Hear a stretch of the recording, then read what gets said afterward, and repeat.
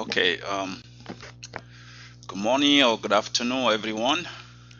I see that few people have logged on, and it's 9 o'clock on my side. I think we'll just have to go ahead and start.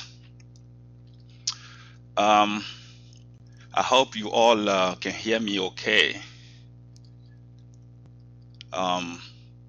Well, my name is Agbessi Amouzou. I just joined UNICEF a few months ago, so I'm fairly new to this webinar process, and I'm a bit nervous about any technical glitches that might prevent some people not to hear me properly. So if you are not hearing me or you are not able to see the slide, please send a message or raise your hand in some way so I can see you or speak, so I can see you or hear you, and we'll try to fix the issue. At UNICEF, I work with the data and analytics section and in the division of policy and strategy, and I'm in charge of the maternal, newborn, and child health portfolio. Holly Newbie is currently on mission. I think she has a conflict and will not be able to join us. But I'd like to just go ahead and start. The objective today is to give you a heads up about the upcoming maternal mortality estimate, the new UN interagency estimate that you probably are familiar with. The previous round was in 2010, and these ones will be for the 2013. The idea is not to go in thoroughly in the detail of the methodologies and all this, but to give you enough information that you are able to discuss with counterparts within the country. I will try my best to respond to questions as I go through these presentations. Those questions that I won't be able to properly address, I will make sure that I note them down to follow up appropriately. Okay, so I'm just gonna see whether there's any message popping up. No. Okay. Okay. All right. The new estimate will be released on May 6th, on Tuesday, May 6th, and will consist of levels and trend of maternal mortality between 1990 to 2013, and it will involve 183 countries. The main indicators that will be presented are the maternal mortality ratio, the lifetime risk of maternal deaths, the number of maternal deaths, and these estimates, more importantly, will replace the previous estimate, the 2010 estimate. Now, during this presentation, I will go over why there's a need for a UN interagency estimate, given some countries already have their own estimate from the surveys that they have conducted or their registrations, civil registration data. And I'll summarize a bit some issues around the maternal mortality measurement, and give you briefly how the interagency estimates are arrived to, and we'll give you also a highlight of the new estimate at regional level. Why UN interagency estimate of maternal mortality? Well, MMR, which is maternal mortality ratio, is the a key indicator for the MDG 5. So, in order to report and monitor this indicator at global level, there's need for a harmonized approach of the indicator that is cross-country, that's is compared across countries and across time.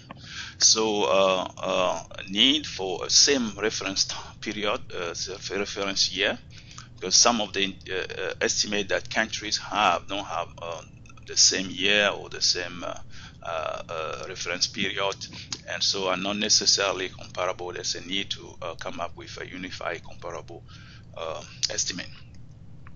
And above all, maternal mortality is also a very challenging indicator to measure, and so having some sort of common way of doing a measurement that can be compared across is also important.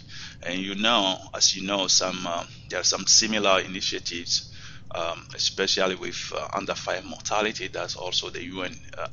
There's a UN interagency group that also produces under 5 mortality annually within the same rationale. So the interagency maternal mortality interagency group, it's called the MIG.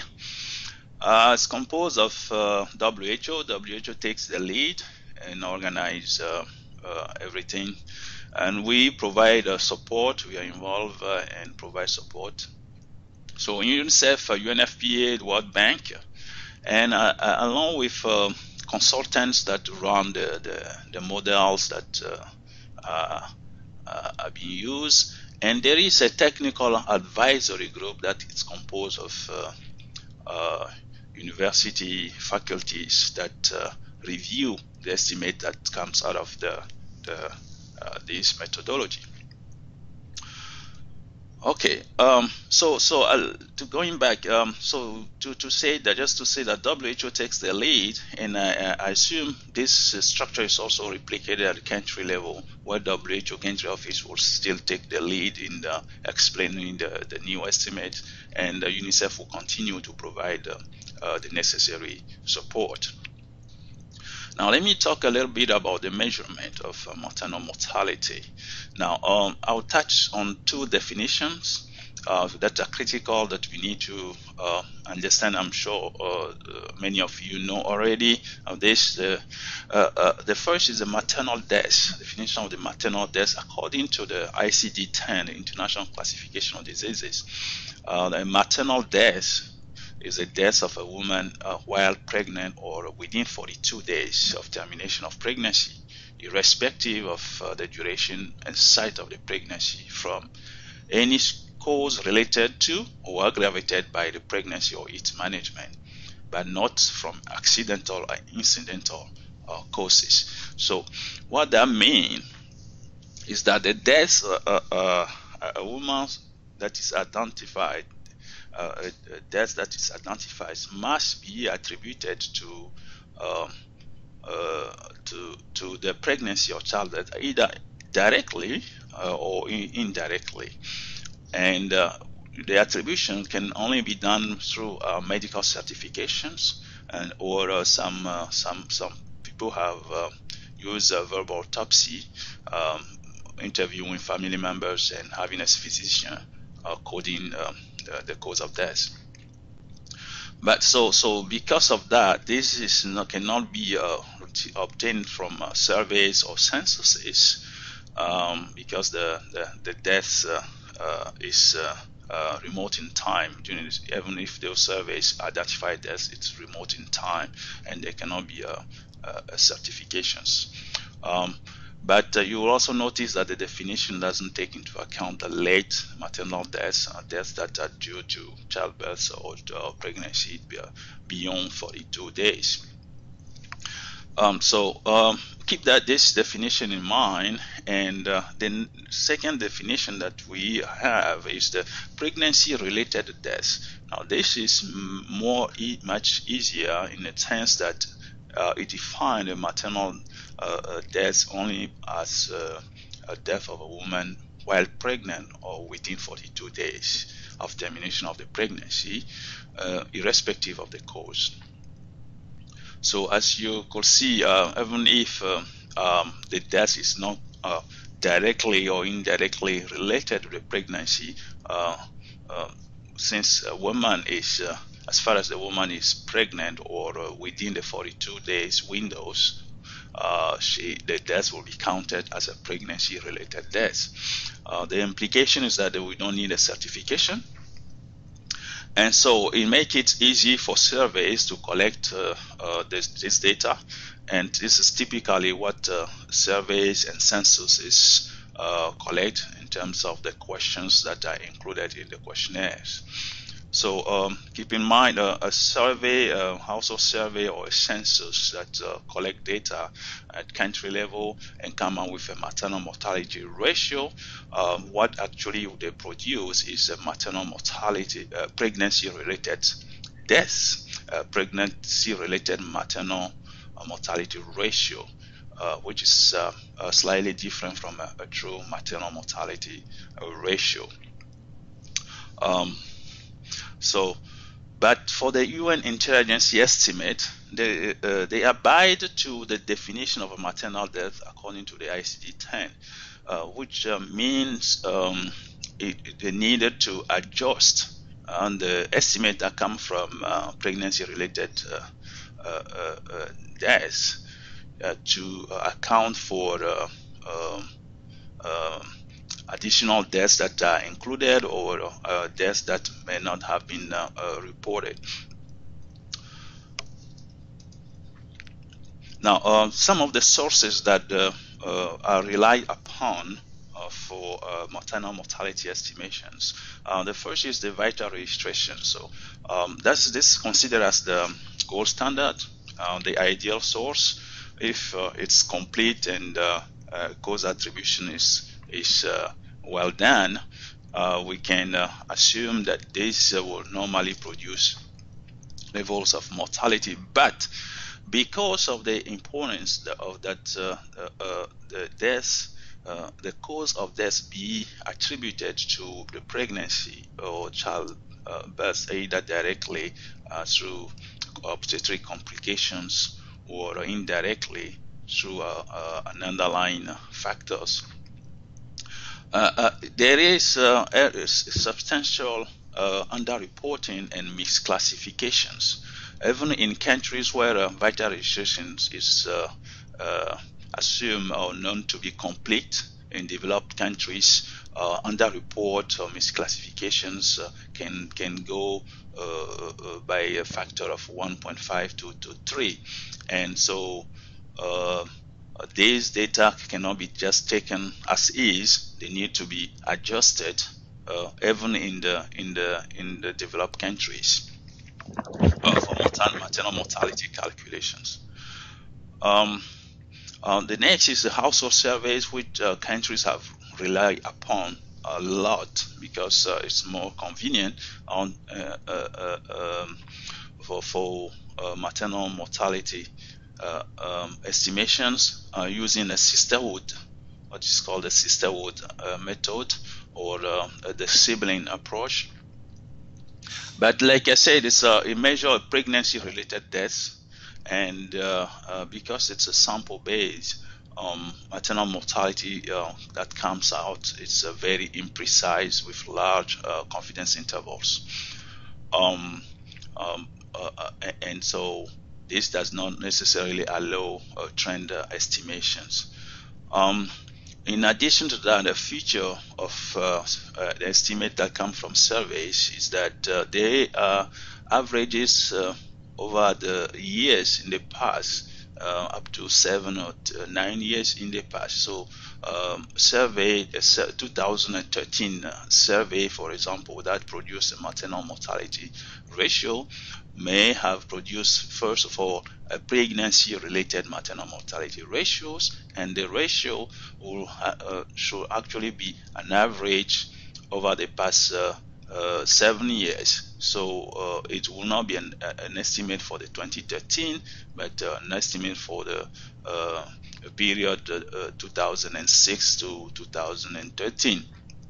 So this need to be kept in mind when this estimate are compared, the UN estimate are being compared to estimates that come from surveys at country level. Next is the censuses. Population censuses have also good sources for identifying deaths within household and in the past 1 or 2 years, and once the deaths of women are identified, additional questions on whether the woman was pregnant, or within 42 days of termination of the pregnancy are low. Identification of the pregnancy-related deaths, but the censuses are very irregular in countries and conducted every 10 years, and in most cases, many cases, there's always need for adjustment for completeness of the census and completeness of births and deaths that are reported within the census. The next type of source has been the RAMOS, the reproductive age maternal mortality studies, and these are studies that try to triangulate many sources of data, including interview with families, facility records, to be able to identify the deaths of women, but also attribute the cause of the death to the pregnancy in order to approximate a good measure of maternal deaths. Because they implicate many sources, they can be expensive and time-consuming, and level of underreporting of maternal deaths is also an issue, and underreport of the live births for the calculation of the mortality ratio. Maternal mortality ratio is also an issue in this source.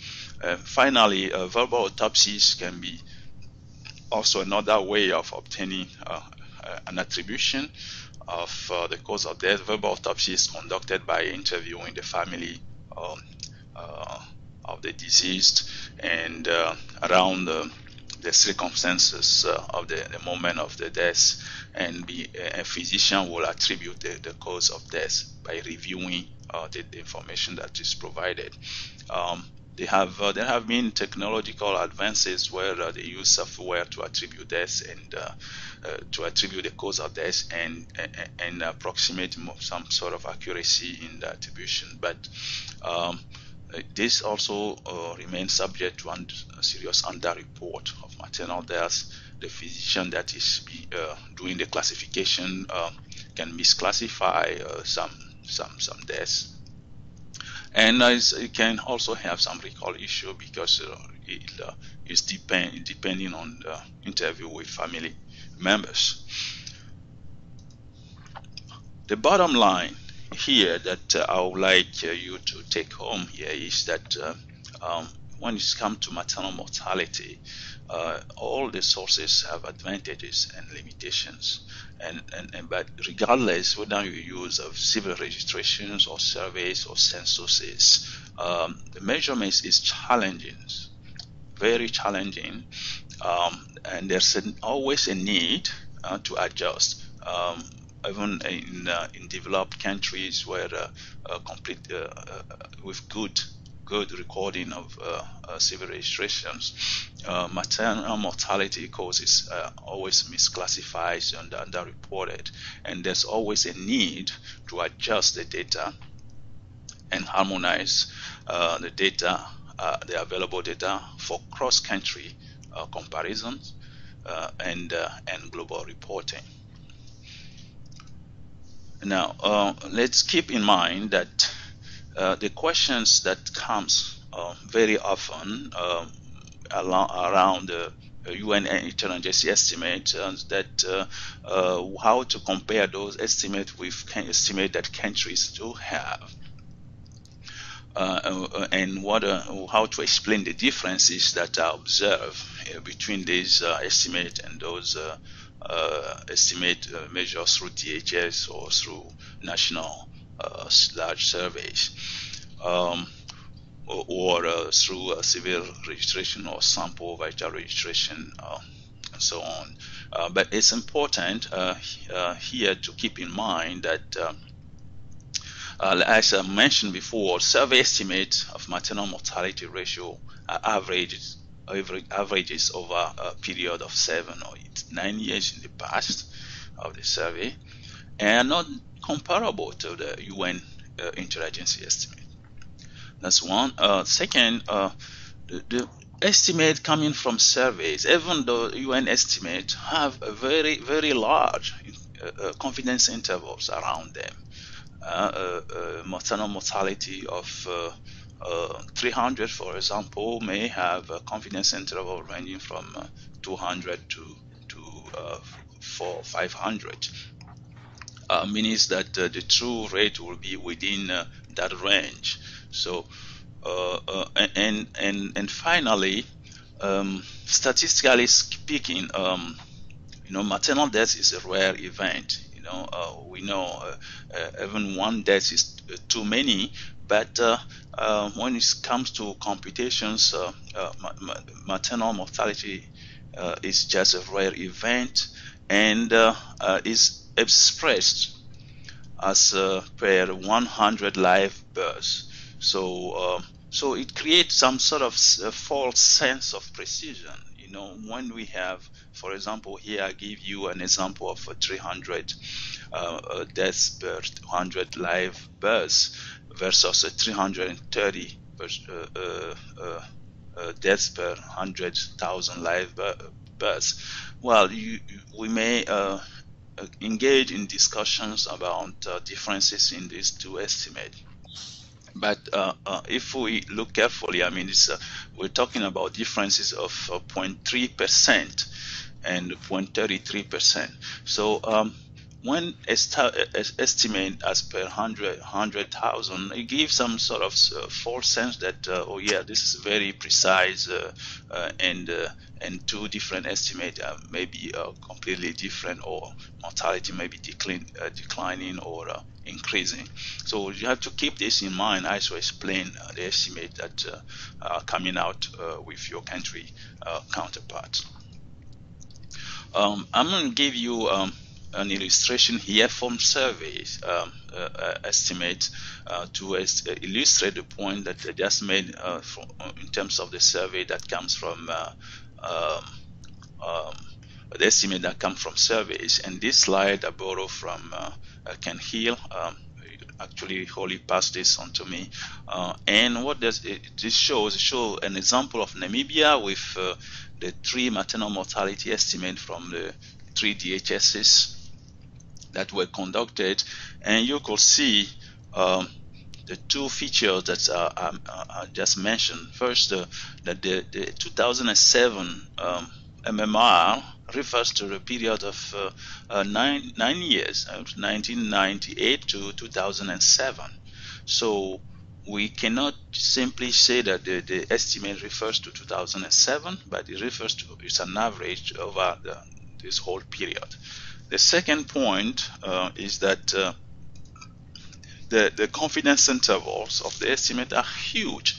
Look at the 2000 DHS estimate. The confidence interval ranges from about 190 to about 450. So really huge, imprecise estimate that when being discussed need to be carefully discussed. And nevertheless, you also notice that this estimate at the national level and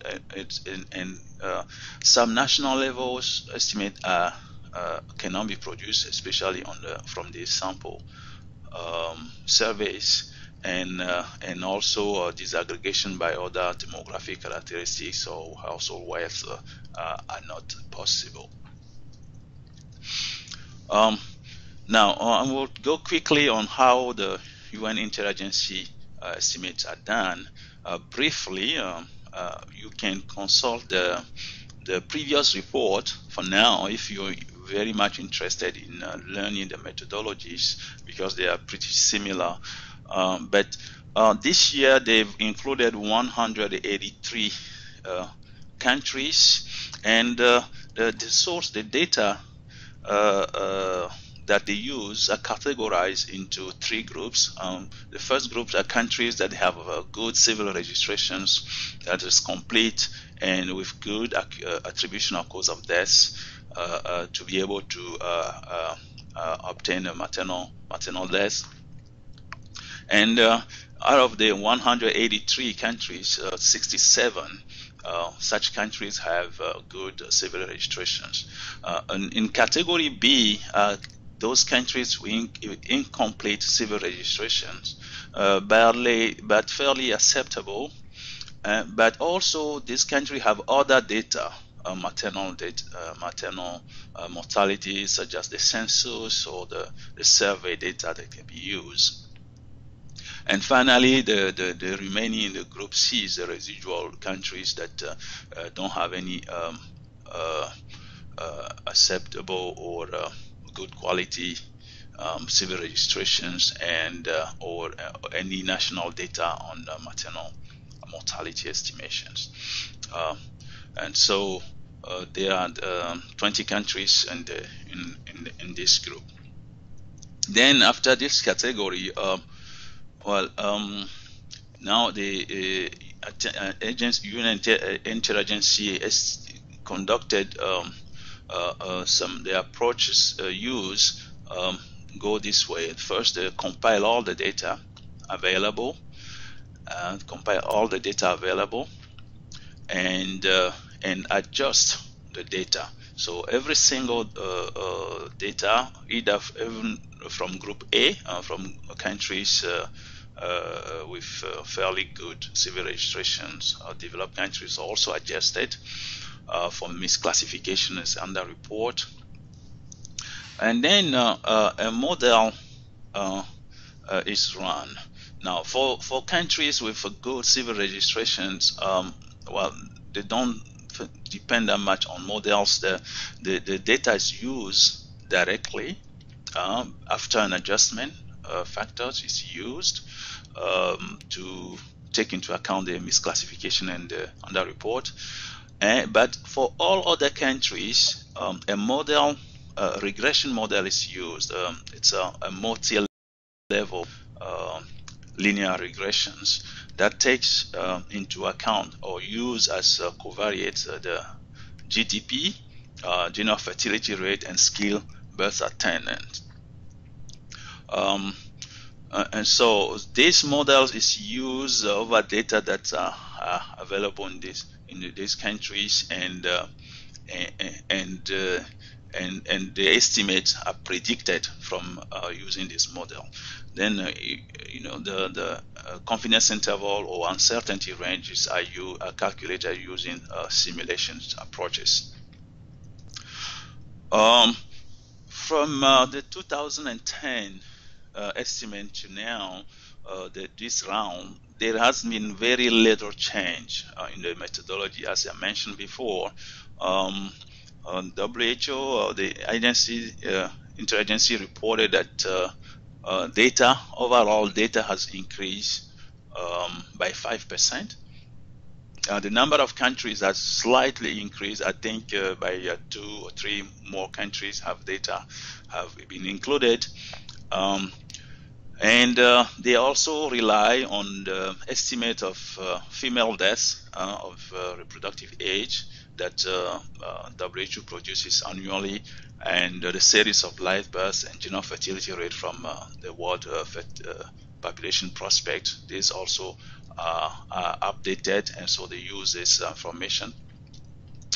And the adjustment to the 8 parameters also adjusted and used. So these slight modifications in the parameters that go into the models may have generated some changes from the previous estimate, but as I said, this round of estimate are not to be compare with the previous estimate, but they need to replacing the previous 2010 estimate. Little change from methodology used from the 2010 estimate. Now, once the estimates are produced, there's a review process that the technical advisory group conduct to ensure plausibility, accuracy of the estimate, and rigor on the estimate that are calculated. This group include university faculty, demographers, and eminent professors from Harvard University, Johns Hopkins University, the University of Aberdeen, and others. There's a consultant, a lead consultant that ran this model, this entire model, and discussed. Now, the other phase is the country consultation that is conducted once the estimate, the draft estimate comes out. It's the WHO contact all country offices to discuss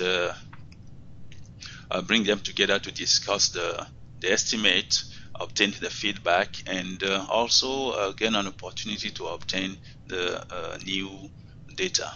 And for this round, the consultation was done last year in August 2013. Now, again, I would like to say that the 2013 UN interagency estimate replaced the previous estimate and should not be compared or interpreted together. So it's important that we keep that in mind, because many questions have come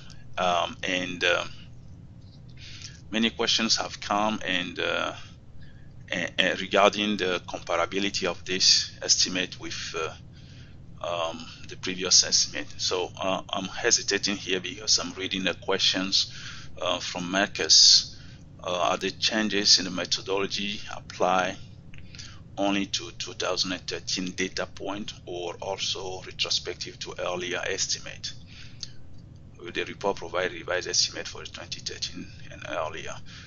Yes, the new report give you new estimate from the year 1990 to 2013, and will provide the 5-year estimate, 1990, 1995, 2000, 2005, and 2013 estimate. So it gives you a brand new estimate to use in country, and not to put on top of the previous round estimate. This is the new model has been rerun and to generate a new estimate. So once these are made available, these are the ones that need to be used, and they are not to be compared with the estimate from other sources.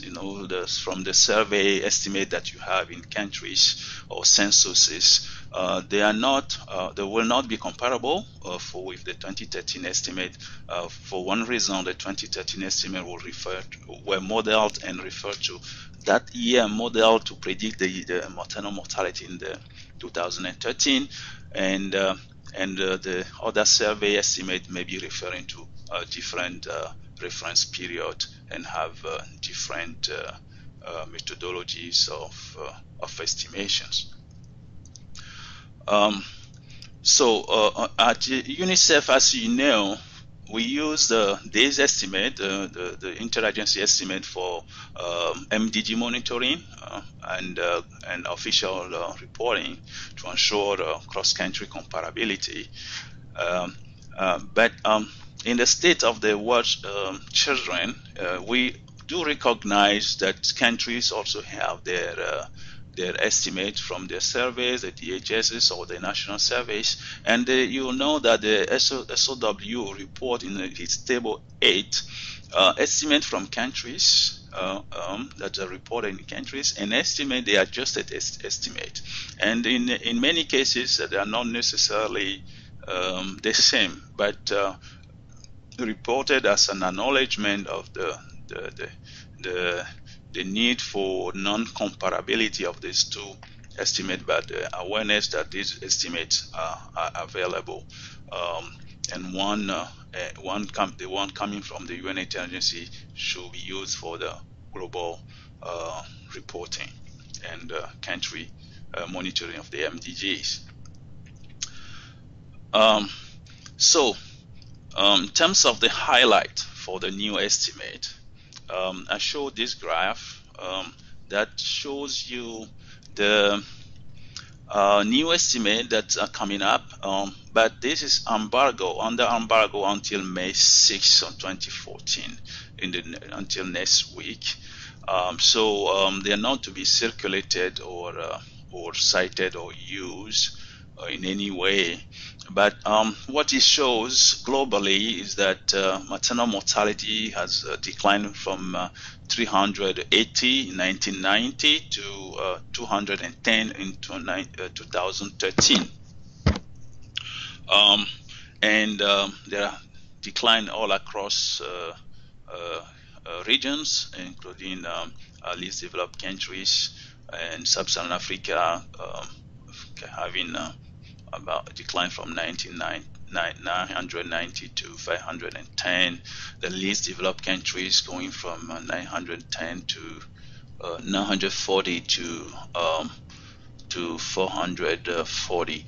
So this gives you a snapshot, just a snapshot of the estimate that are coming up. We are not allowed to circulate them or to discuss them fully until they are released on May 6th. So in terms of resources, once this estimate will be published also on UNICEF data.unicef.org website on May 6th. We'll go live on May 6th. And the complete methodology and detail of the approach will be also available on WHO website once it's released. And we are also in the process of updating the maternal mortality info, the website that is dedicated to the maternal mortality monitoring. But this site is being updated, currently updated to include the new estimate. So stay tuned. On May 6th, you'll have more information, more detail on this estimate. But in the meantime, if you have any questions or any concern, you may contact me at my address below, or Holy Newbie at her address as well to discuss. But if there are any questions now, you could raise the question and we can discuss together, or you may also send me a message if you have the possibility to do so. All right, thank you very much. Now can we have a few questions?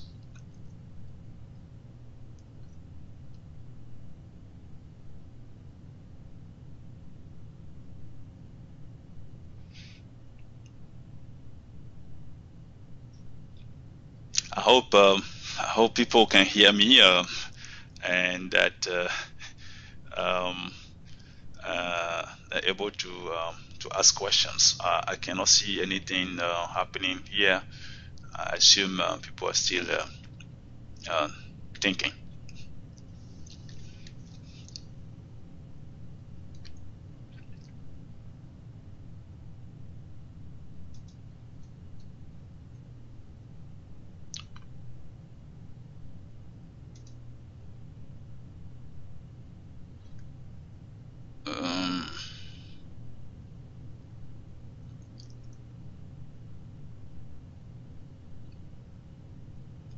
Anybody? I think I can hear you too if you can speak through your microphone. I see somebody typing. I think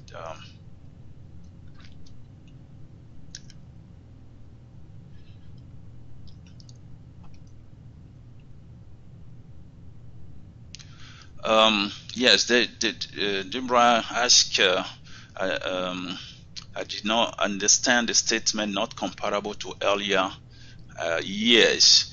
What it means is that the previous round, 2010 round, also produced estimate that goes from 1990 to 2010. Now, the current round of the rerun the models of with increased data set and some adjustment, and produces similar estimate from 1990 to 2013.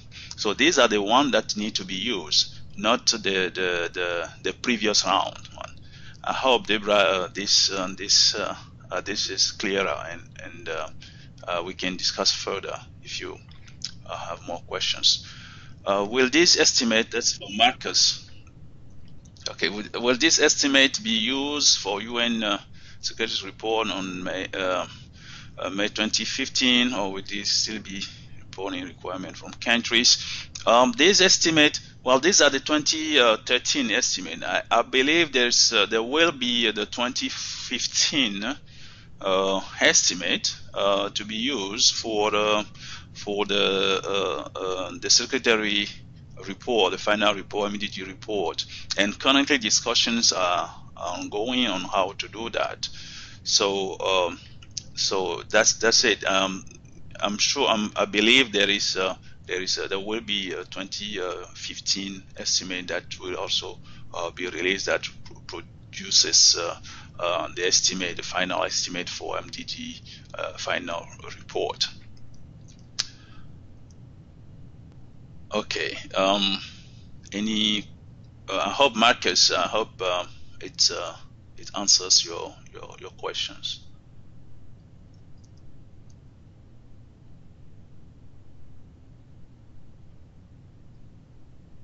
Okay.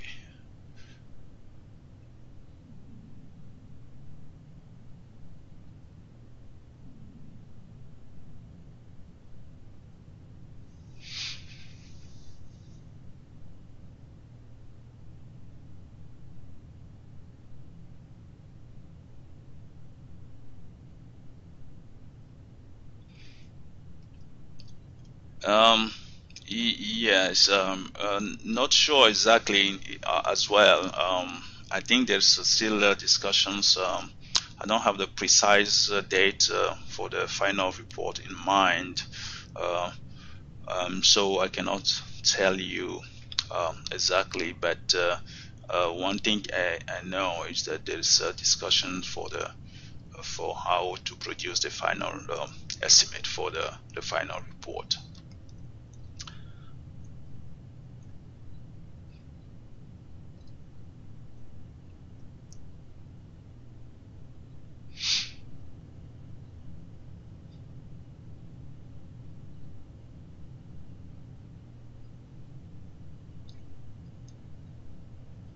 We have a few more minutes to go, so people can have more questions. I'll still be here.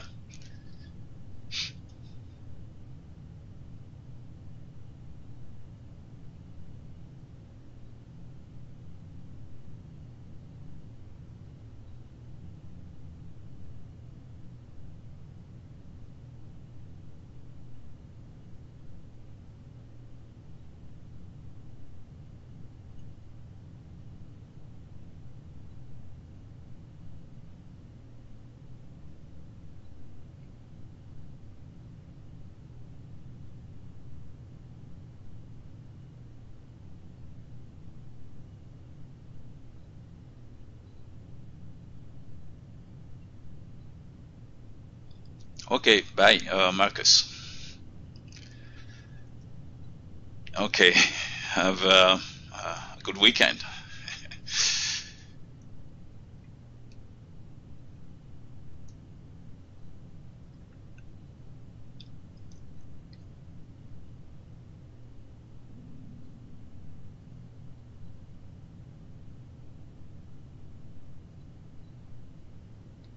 Okay, thanks, Shukufa.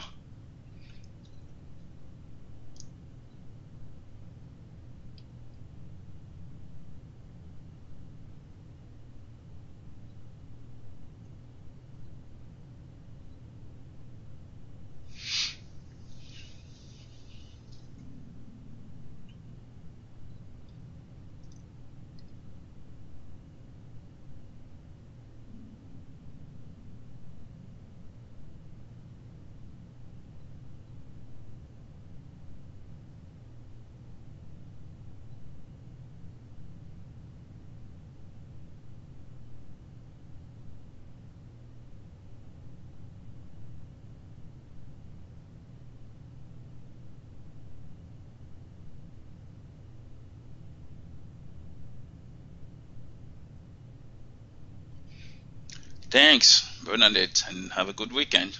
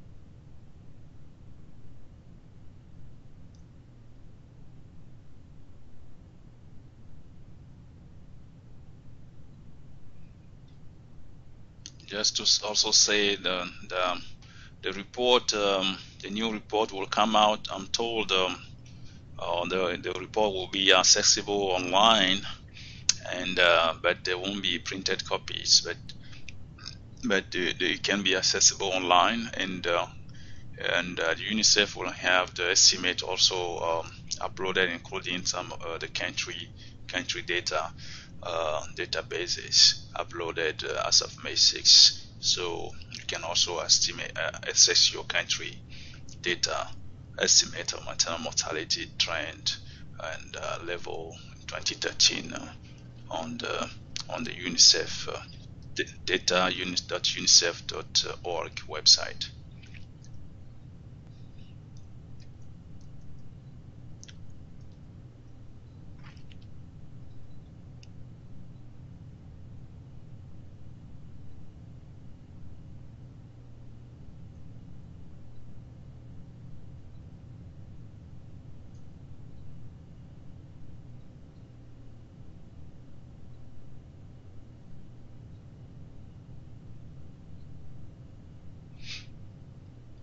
So we are gonna wait a few more minutes to see if people have any questions that comes. Otherwise, um, we can end the call.